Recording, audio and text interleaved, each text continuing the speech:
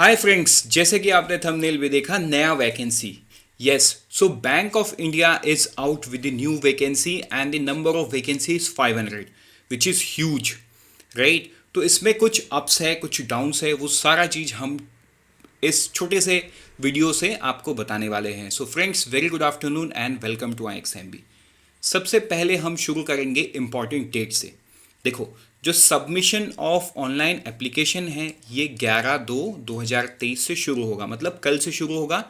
बहुत ही कम समय मिला है, 25 तारीख मतलब 25 फरवरी तक ही आप फॉर्म भर सकते हो। ठीक है। जो एज एंड क्वालिफिकेशन का कट ऑफ डेट रखा गया है वो है फरवरी का 1 तारीख। तो अगर आप फरवरी के 1 तारीख से पहले ग्रेजुएट हो गए हो या रिलेवेंट डिग्री या जो भी एज मांगा गया है, जो कि हम आगे देखेंगे, ये सारा है, then you are eligible to apply. ठीक है। तो अब हम बढ़ेंगे आगे और हम देखेंगे नंबर ऑफ वैकेंसी, जो कि पहले ही मैंने बताया था 500।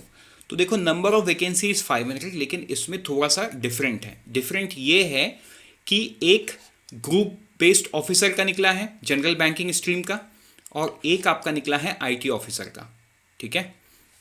तो यहां पे डिफरेंस ये है कि ये क्रेडिट ऑफिसर हैं, तो आप एक ग्रुप के अंदर में ही रहोगे, और ये है IT ऑफिसर हैं जो कि स्पेशलिस्ट स्ट्रीम में है। दोनों का ही स्केल JMGS 1, मतलब जो असिस्टेंट मैनेजर का या किसी भी PO का जो स्टार्टिंग सैलरी होता है वही सैलरी यहाँ पे ऑफर किया जाएगा, राइट। तो देखो, क्रेडिट ऑफिसर के लिए 350 वैकेंसी है, IT ऑफिसर्स के लिए 150 वैकेंसी है।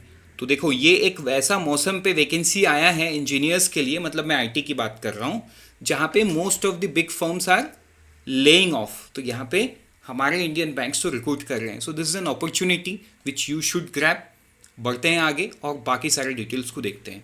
अब सवाल आता है कि कौन अप्लाई कर सकता है, व्हाट इज द एलिजिबिलिटी। देखो, एज का जो एलिजिबिलिटी है वो 20 से 29 year, 20 to 29 years, right. Usually 21 to 30 रहता है, तो इसमें 20 साल से 29 साल दिया गया है। और कट ऑफ डेट भी फरवरी का 1 तारीख है। अभी आप देख लो कि एज वाइज अगर एलिजिबल हो और रिलेवेंट डिग्री है तो you can apply. Credit based officer के लिए क्या मांगा गया है? एक degree graduation in any disciple. तो ये बहुत बड़ा बात है कि क्रेडिट ऑफिसर ले रहा है बैंक, लेकिन एनी डिसाइपल, मतलब आप किसी भी फील्ड से ग्रेजुएट हो तो you can apply. The only thing is कि ये कट ऑफ डेट को आप मीट कर रहे हो। अगर हम बात अभी IT ऑफिसर की करें तो यहाँ पे तो देखो 4 साल का इंजीनियरिंग मांग लिया है, और बोला है कि आप ग्रेजुएट किसी भी डिसाइपल पे हो and post graduation degree in electronic and telecommunication, मतलब BCA के बाद अगर आपके पास कंप्यूटर साइंस में MCA वगैरह भी है तो आप कर सकते हो। देखो, यहाँ पे आपको एक कन्फ्यूजन हो सकता है कि एनी डिसाइपल बोल दिया, लेकिन यहाँ पे तो इंजीनियरिंग का ही मांग लिया। कई स्टेट्स में ना कई लोगों को BSc कंप्यूटर साइंस ऑफर किया जाता है, तो अगर BSc कंप्यूटर साइंस के बाद आपने MCA किया है तो आप एलिजिबल हो। क्यों? क्योंकि देखो यहाँ पे क्या बोला है, पोस्ट ग्रेजुएशन डिग्री इन ये computer application. So MCA is computer application. ठीक है। तो अगर आपका जो मास्टर्स है वो मतलब MSc भी होता है कई पे जगह IT करके, MSc इंफॉर्मेशन टेक्नोलॉजी, तो वैसा भी डिग्री है तो भी आप एलिजिबल हो। ठीक है। तो ये सारा चीज़ आपको देखना है। अगर आप सेट होते हो based on your age and qualification, then you should apply.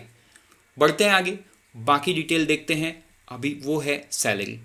देखो, सैलरी का मैंने पहले ही बताया, एक्स JMGS 1, तो मतलब IBPS PO का जो स्टार्टिंग सैलरी है वही सैलरी आपको यहाँ पे मिलेगा। 36,000 वुड बी दी बेसिक पे, तो समवेयर अराउंड सैलरी जो है वो 65 to 70,000 के बीच में रहेगा इन ए Tier 1 सिटी। बाकी जो बैंक का अलाउंस है वो सारा अलाउंसेस उसमें एज इट इज ही रखा गया है, कोई स्पेशल अलाउंस नहीं दिया जाएगा, राइट। बढ़ते हैं आगे नेक्स्ट में और देखते हैं एग्जाम पैटर्न। तो देखो, इसीलिए मैंने बताया, ये एग्जाम पैटर्न को देख के मुझे ऐसा लगता है कि कंपटीशन इज लेस। क्यों कंपटीशन लेस? क्योंकि क्रेडिट बेस्ड एंड IT में हर कोई अप्लाई नहीं करेगा। तो अगर आपके पास रिलेवेंट क्वालिफिकेशन एंड एज है, then this is your opportunity which you should not miss.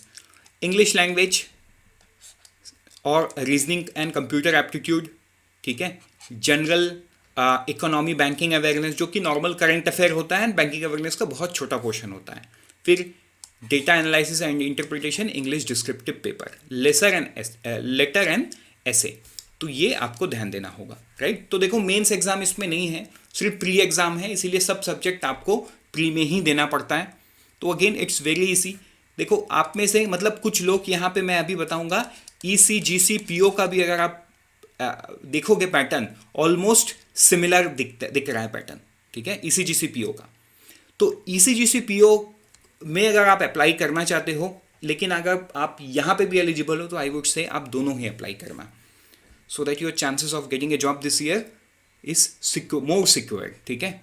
वैसे आप अच्छे से तैयारी करोगे तो वो तो सिक्योर होना ही है। बढ़ते हैं आगे और इसी एग्जाम पैटर्न को ना थोड़ा सा और समझते हैं कि this is the only stage 1 of the examination. Obviously stage 2 नहीं है, लेकिन स्टेज 2 में इंटरव्यू है, ठीक है, 60 मार्क का इंटरव्यू है। स्टेज 3 भी है, स्टेज 3 में ग्रुप डिस्कशन है जो कि 40 मार्क का है। मतलब ये जो stage 2 and stage 3, this is total of 100 marks, and based on everything ये स्टेज 4 पे जाके आपका फाइनल सिलेक्शन होता है। बट फाइनल सिलेक्शन के बाद क्या?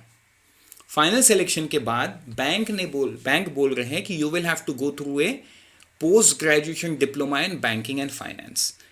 मुझे पता है आपको ये देख के थोड़ा सा दुखी फील होगा, है ना, यू विल फील कि ये क्या है। देखो this is like adding value to your life. मुझे पता है आप एक एग्ज़ाम दे रहे हो, आप उस एग्ज़ाम को क्लियर कर रहे हो तो आपको जॉब मिलना चाहिए, बट यस मिलना तो चाहिए, लेकिन अगर बैंक ने मांग लिया है तो ये हमारे कंट्रोल में नहीं है, ना ही आपके कंट्रोल में है, किसी के कंट्रोल में नहीं है। सो इस पे यहाँ पे वरी करने का कुछ नहीं है। इसको ऐसे सोचना है कि this is going to add value to your life, right. You are getting a post graduation diploma in banking and finance, so obviously this is going to add value. And इसका कुछ फीस भी है 3.5 लाख रुपए, right. सो ये आप जो description है ये देख सकते हो कि फीस कैसे कैसे पे करना होगा। एंड ऑब्वियसली बैंक भी इसको फाइनेंस कर देता है, बट अगर आपको खुद से देना है तो आप खुद से भी दे सकते हो। तो इससे हमारा छोटा सा वीडियो यहीं पे ख़त्म होता है, लेकिन ख़त्म करने से पहले मैं आपको 2 चीज़ याद दिलाऊंगा। एक तो पहला ये है कि डिस्क्रिप्शन में गूगल फॉर्म दिया है, अगर आप इस एग्ज़ाम के लिए इंटरेस्टेड हो, let us know through the Google form, and we will obviously reach out to you with all the help that you need. अब the second thing I would like to remind is economic survey and budget. देखो आपके इस exam में भी क्या था, banking awareness था, and banking awareness is incomplete without reading economic survey and budget. तो अगर आपने अभी तक नहीं पढ़ा है, आपको उसको पढ़ना है, तो आप हमारे वेबसाइट में जाओ, वेबसाइट में जाके आप इसके समरी को डाउनलोड करो and read it, revise it जब भी आपको ये ज़रूरत पड़े। With this, friend, thank you and all the best for all the exams that you are preparing. And always remember, IXMB helps you unfold your potential through such informative videos. And also IXMB helps you prepare 50% faster.